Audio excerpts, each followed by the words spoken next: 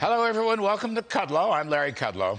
So, the Biden anti-inflation plan has crashed like a lead balloon. Even their apology tour with their leading players begging for forgiveness for having missed the inflation threat for a near 14 months, even that looks more like a hostage video than a real apology. See for yourself. Look, I think I was wrong then about the path that inflation would take. As I mentioned, there have been unanticipated and large shocks to the economy that have boosted energy and food prices and supply bottlenecks that have affected our economy badly that I at the time didn't fully understand. I'm telling you, it's really like a hostage tour. Anyway, Ms. Yellen and the president and the other spokespeople will not accept the reality that their modern monetary theory and their radical progressive policies of excessive government spending, welfare state expansion, the war against fossil fuels, the regulatory attacks on businesses, and the money printing by the Federal Reserve, those are the root causes of the high inflation that still faces us and will continue problematically for a good long while. It's not about Vladimir Putin.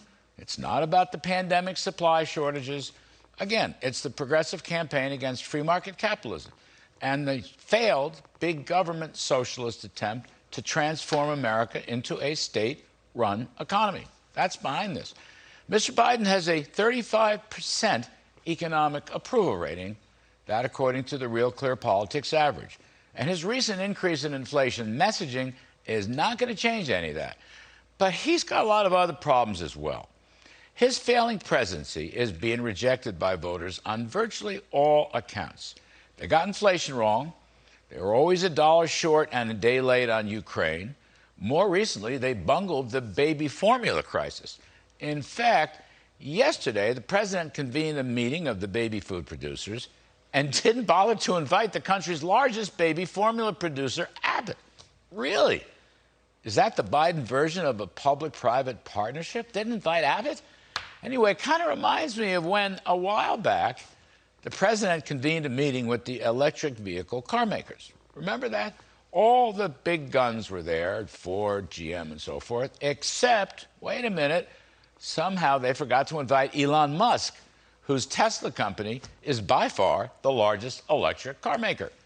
This was even before Musk came out in favor of Twitter free speech, and even before he said he was so disgusted with the mean Democrats that he's voting Republican this fall. No, Elon's sin way back then was that he actually had a non-union factory. Oh, my goodness. This is vintage Biden stuff. You got to fit the woke mode in order to succeed in Biden land and stay on the inside track lane. You have to hate fossil fuels, rich people, large and small businesses. You have to hate wealth. And you have to love the big welfare state, over-regulation, high taxes, cheap money, unions. Well, you get the picture. Mr. Biden has failed at the border. He's failed at the gas pump. He's failed with parents. He's failed with cops. And he's failed in foreign policy, too. In fact, in some sense, the beginning of the collapse of the Biden presidency occurred with his extraordinary mishandling of Afghanistan. As our military was ordered to rush out of the country, as we fled the Bagram airport and all the expensive weapons hardware that we left behind, as our military actually left before the civilians or their friends, and as even today, the U.S. perfidy has still left probably thousands of friends and American collaborators in Afghanistan at the mercy of the Taliban. Lately, there's a lot of White House gossip rumors, staff resignations and replacements, and, political arrow slinging at one or another, as White House staff tries to dodge the bullets of failure.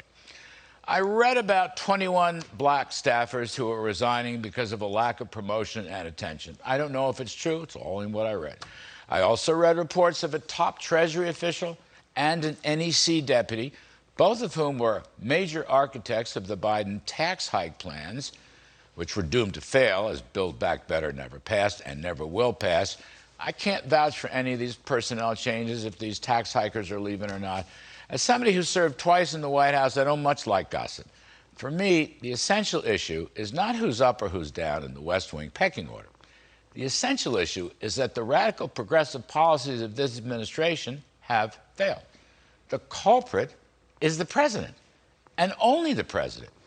For the past nearly 50 years, I've heard people talk about how this president is being manipulated, and that president is being manipulated, and this one is taking orders from one of his big shots, blah, blah, blah, blah. Let me tell you something. I worked for Reagan, later for Trump. It is the presidents who make the final decision in the Oval Office.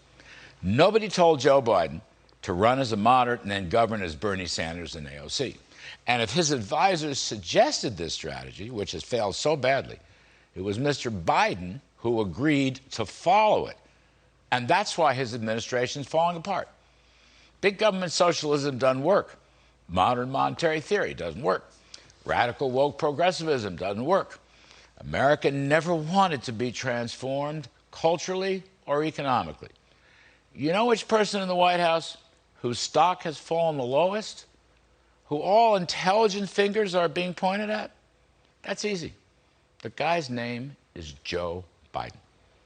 He's the problem. All right, that's my riff.